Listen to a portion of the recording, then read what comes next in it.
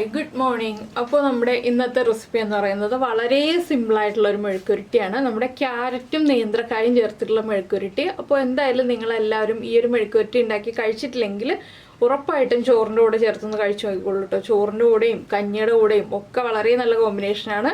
ഇതിൻ്റെ കൂടെ കുറച്ച് തൈരും ഒക്കെ കൂടി ഉണ്ടെങ്കിൽ നല്ല ഭംഗിയായിട്ട് നമുക്ക് ഊണ് കഴിക്കാം. അപ്പോൾ എങ്ങനെയാണ് നമ്മുടെ ക്യാരറ്റ് നേന്ത്രക്കായ മെഴുക്കുരുട്ടി തയ്യാറാക്കുന്നതെന്ന് നോക്കാം. നമുക്ക് നമ്മുടെ ഇൻഗ്രീഡിയൻസ് നോക്കാം. നമ്മളിപ്പോൾ 2 ക്യാരറ്റ് എടുത്തിട്ടുണ്ട്, അതിലേക്ക് ഒരു നേന്ത്രക്കായ എടുത്തിട്ടുണ്ട്, അതിലേക്ക് തന്നെ ഒരു ചെറിയ സവോള അല്ലെങ്കിൽ ഉള്ളി എടുക്കാം കേട്ടോ. ഉള്ളി ആണെങ്കിൽ ഒരു 8-10 ഉള്ളി എടുക്കാം, സവോള ആണെങ്കിൽ ചെറിയൊരു സവോള എടുക്കാം. അതുപോലെ തന്നെ കറിവേപ്പില. പിന്നെ നമുക്ക് ചേർക്കേണ്ട പൊടികൾ നമ്മൾ ഇത് കുക്ക് ചെയ്യാൻ വയ്ക്കുമ്പോൾ ചേർക്കുമ്പോൾ പറയാം. ആദ്യം നമുക്ക് ഈ നേന്ത്രക്കായ ഒന്ന് ചെറുതായിട്ട് കട്ട് ചെയ്തെടുക്കാം, ഒരുപാട് വലിപ്പത്തിൽ കട്ട് ചെയ്യേണ്ട. ഇപ്പോൾ നമ്മൾ നമ്മുടെ നേന്ത്രക്കായ കട്ട് ചെയ്തിടാനായിട്ട് കുറച്ച് വെള്ളം വെച്ചിട്ടുണ്ട്. അതുപോലെ നേന്ത്രക്കായുടെ എല്ലാ സൈഡും ആ തിക്കായിട്ടുള്ള സൈഡൊക്കെ കട്ട് ചെയ്ത് മാറ്റിയിട്ടുണ്ട്. ഇനി നമുക്കിത് ചെറുതായിട്ട് കട്ട് ചെയ്തെടുക്കാം, ഒരുപാട് വലിപ്പത്തിൽ കട്ട് ചെയ്യണ്ട. ഇതുപോലെ 2ആയിട്ട് കട്ട് ചെയ്തിട്ട് നീളത്തിൽ 3ആയിട്ട് കട്ട് ചെയ്യുക. അതിനുശേഷം ചെറിയൊരു കനത്തിൽ കട്ട് ചെയ്തെടുക്കുക, ഒരുപാട് തിക്കാവേണ്ട, ചെറിയൊരു തിക്നെസ്സിൽ കട്ട് ചെയ്യുക. ഈ ഒരു വലിപ്പത്തിലാണ് ഞാൻ കട്ട് ചെയ്തെടുത്തിട്ടുള്ളത്. ഇതുപോലെ തന്നെ നമുക്ക് ക്യാരറ്റും കട്ട് ചെയ്തെടുക്കണം. അപ്പോൾ നേന്ത്രക്കായ മുഴുവൻ ആദ്യം കട്ട് ചെയ്തെടുക്കട്ടെ. അപ്പോൾ നമ്മൾ നമ്മുടെ ക്യാരറ്റും സവോളയും കായും എല്ലാം കട്ട് ചെയ്ത് കഴിഞ്ഞു. ക്യാരറ്റും ഏകദേശം കായിൻ്റെ വലിപ്പത്തിനോട് അടുത്ത വലിപ്പത്തിൽ തന്നെയാണ് കട്ട് ചെയ്തെടുത്തിട്ടുള്ളത്. സവോള നീളത്തിൽ കട്ട് ചെയ്തിട്ടൊന്ന് കുറുകെ കട്ട് ചെയ്തെടുത്തു. ഇനി നമുക്ക് കുക്ക് ചെയ്യാൻ വയ്ക്കാം. കുക്ക് ചെയ്യാൻ വയ്ക്കുമ്പോൾ കായ വെള്ളത്തിൽ തന്നെ ഇട്ട് വയ്ക്കുക. ക്യാരറ്റിനാണ് കൂടുതൽ കുക്കിംഗ് ടൈം ഉള്ളത്. അപ്പോൾ ആദ്യം ക്യാരറ്റ് കുക്ക് ചെയ്യാൻ വയ്ക്കണം. അപ്പോൾ ഞാനൊരു ചട്ടിയിൽ വെള്ളം വെച്ചിട്ടുണ്ട്, വെള്ളം തിളയ്ക്കാറായിട്ടുണ്ട്. ഇതിലേക്ക് നമുക്ക് നമ്മൾ കട്ട് ചെയ്ത് വെച്ചിരിക്കുന്ന ക്യാരറ്റ് ചേർത്ത് കൊടുക്കാം. അതുപോലെ തന്നെ ക്യാരറ്റിന് ആവശ്യമായിട്ടുള്ള ഉപ്പ് ചേർക്കുക. പിന്നെ ഒരു 1/2 ടീസ്പൂൺ മഞ്ഞൾപ്പൊടി ചേർക്കുക. ഇനി ക്യാരറ്റ് ഒന്ന് ഹാഫ് കുക്കായി വരുമ്പോൾ നമുക്കിതിലേക്ക് നമ്മുടെ കായ ചേർക്കാം. ഇപ്പോൾ തന്നെ കായ ചേർക്കരുത്, കായ കൊഴിഞ്ഞു പോവും. ക്യാരറ്റ് കുക്കായി പകുതിയായിട്ട് കായ ചേർത്തില്ല എന്നുണ്ടെങ്കിൽ കായ കൊഴിഞ്ഞു പോവും. അപ്പോൾ ക്യാരറ്റ് ഒന്ന് പകുതി കുക്കായി വരട്ടെ, അതുവരെ നമുക്ക് വെയിറ്റ് ചെയ്യാം. ഒരുപാട് വെള്ളം വെക്കണ്ട കേട്ടോ. ക്യാരറ്റ് ഒന്ന് പകുതി കുക്കായി വന്നു കഴിഞ്ഞിട്ട് കായും കൂടി ചേർത്ത് കഴിഞ്ഞ് കുക്കാവാൻ ആവശ്യമായിട്ടുള്ള വെള്ളം, ഞാനിപ്പോൾ 1 കപ്പ് വെള്ളമാണ് വെച്ചിട്ടുള്ളൂ ആകെ. അപ്പോൾ ഇതൊന്ന് തിളച്ച് കുക്കായി വരട്ടെ, അതുവരെ നമുക്ക് വെയിറ്റ് ചെയ്യാം. അപ്പോൾ നമ്മുടെ ക്യാരറ്റ് ഒരു 1/4 ഭാഗം കുക്കായി വന്നിട്ടുണ്ട്. ഇതിലേക്ക് നമുക്കിനി നമ്മൾ കട്ട് ചെയ്ത് വെച്ചിരിക്കുന്ന പച്ചക്ക ചേർക്കാം. അപ്പോൾ ക്യാരറ്റ് കുക്ക് ചെയ്യുമ്പോൾ മധുരം കുറയ്ക്കാൻ വേണമെന്നുണ്ടെങ്കിൽ ഒരു പച്ചമുളക് സ്പ്ലിറ്റ് ചെയ്ത് ചേർക്കാം കേട്ടോ. ഇനി പച്ചക്കയും കൂടി ചേർത്ത് നമുക്ക് ഒന്ന് അടച്ചു വയ്ക്കാം. ഇളക്കിയതിന് ശേഷം നന്നായിട്ടൊന്ന് ഇളക്കി മിക്സ് ചെയ്യുക. വേറെ വെള്ളമൊന്നും ഞാൻ ആഡ് ചെയ്ത് കൊടുക്കുന്നില്ല, ഈ വെള്ളത്തിൽ തന്നെ കുക്കായി വന്നോളും.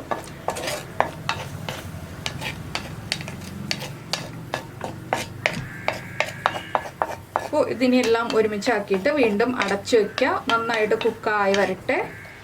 അപ്പോൾ നമ്മുടെ പച്ചക്കയും കുക്കായി കഴിഞ്ഞു, നമുക്കിത് മാറ്റി വയ്ക്കാം. ഇത് കണ്ടോ, ഇതുപോലെ ഒന്ന് പ്രസ് ചെയ്ത് നോക്കുമ്പോൾ കട്ടായി വരുന്നുണ്ടെങ്കിൽ കുക്കായി ഉണ്ടെന്നാണ്. അപ്പോൾ നമുക്കിത് മാറ്റി വെച്ചിട്ട് വേറൊരു പാൻ വയ്ക്കാം ഇനി.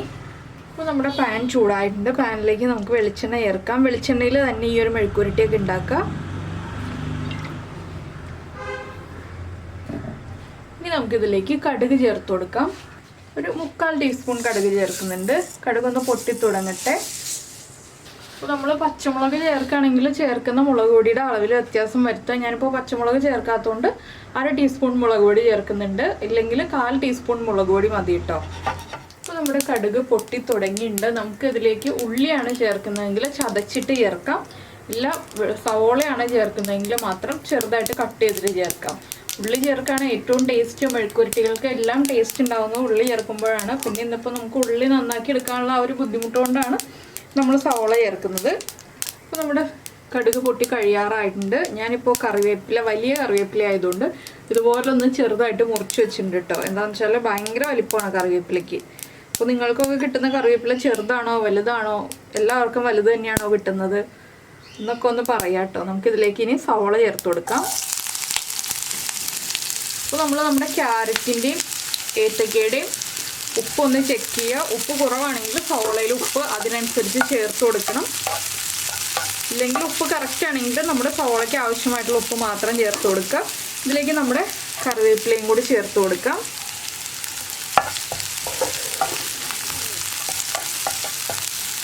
ഇതിലേക്ക് വറ്റൽമുളക് ക്രഷ് ചെയ്തത് ചേർത്ത് കൊടുക്കാം, ഇല്ലെങ്കിൽ മുളക് പൊടി ചേർക്കാം. ഞാനിപ്പോൾ എരിവുള്ള മുളക് പൊടിയാണ് ചേർക്കുന്നത്. നിങ്ങൾ കാശ്മീരി ചില്ലി പൗഡറാണ് ചേർക്കുന്നതെങ്കിൽ 3/4 ടീസ്പൂൺ ചേർത്തോളൂ. ഇല്ല സാധാരണ എരിവുള്ള മുളക് പൊടിയാണെങ്കിൽ 1/2 ടീസ്പൂൺ ചേർത്താൽ മതി കേട്ടോ. അപ്പോൾ തന്നെ ആവശ്യത്തിന് എരിവുണ്ടാവും.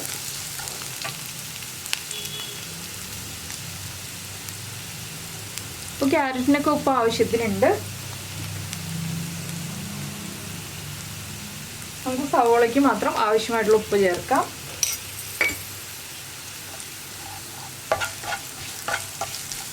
സവോള ഒന്ന് കളർ ചേഞ്ച് ആയി വരുന്നത് വരെ നമ്മളൊന്ന് ഇളക്കി കൊടുക്കുക. ഒരുപാട് ബ്രൗൺ ആയി പോകണ്ട. ഒന്ന് കളർ ചേഞ്ച് ആയി തുടങ്ങുമ്പോൾ നമുക്കിതിലേക്ക് പൊടികളൊക്കെ ചേർക്കാം.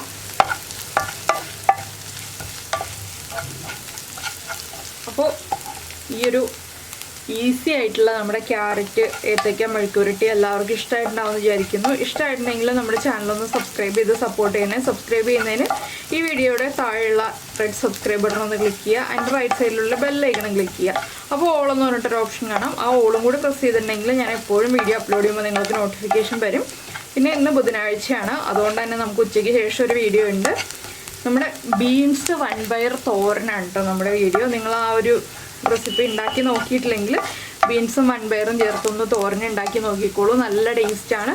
അപ്പോൾ നമ്മുടെ സവോള ഇപ്പോൾ ഇത് കണ്ടോ കളറൊക്കെ ഒന്ന് ചേഞ്ചായി വരുന്നുണ്ട്. നമുക്കിതിലേക്ക് മുളക് പൊടി ചേർക്കാം. ഒരുപാടായി പോകരുത്, 1/2 ടീസ്പൂൺ തന്നെ മതി. ഇനി മുളക് പൊടി ഒന്ന് കുക്കായി വരുന്നത് വരെ 1 മിനിറ്റ് ഒന്ന് ഇളക്കി കൊടുക്കുക.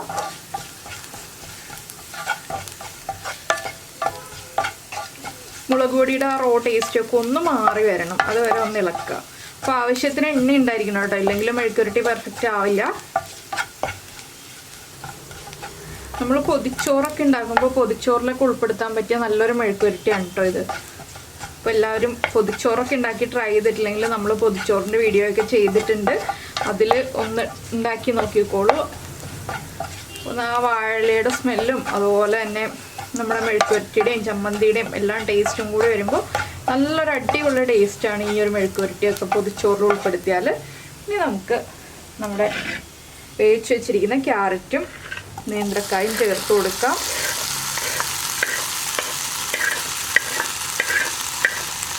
ഒട്ടും കുഴഞ്ഞു പോവാതെ വേവിച്ചെടുക്കണം, അതാണ് നമ്മൾ ശ്രദ്ധിക്കേണ്ട ഒരു കാര്യം.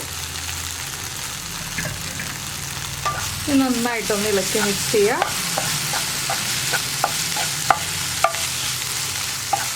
ഫ്ലെയിമൊക്കെ കൂട്ടിയിരിക്കാം. ഇത്രയേ ഉള്ളൂ നമ്മുടെ മെഴുക്കുവരട്ടിയുടെ പരിപാടി. അപ്പോൾ എന്തായാലും എല്ലാവരും ട്രൈ നോക്കുമെന്ന് വിചാരിക്കുന്നു. ട്രൈ നോക്കിയിട്ട് ഇഷ്ടമായിട്ടുണ്ടെങ്കിൽ ഒന്ന് വീഡിയോ ലൈക്ക് ചെയ്യാനും കൂടെ മറന്നു പോകരുത് കേട്ടോ. പിന്നെ നിങ്ങളുടെ അഭിപ്രായങ്ങളൊക്കെ കമൻറ്റ് ചെയ്യുമല്ലോ. അപ്പോൾ എന്തായാലും നമുക്ക് നമ്മുടെ അടുത്തൊരു റെസിപ്പിയുമായിട്ട് അടുത്ത ദിവസം വീണ്ടും കാണാം.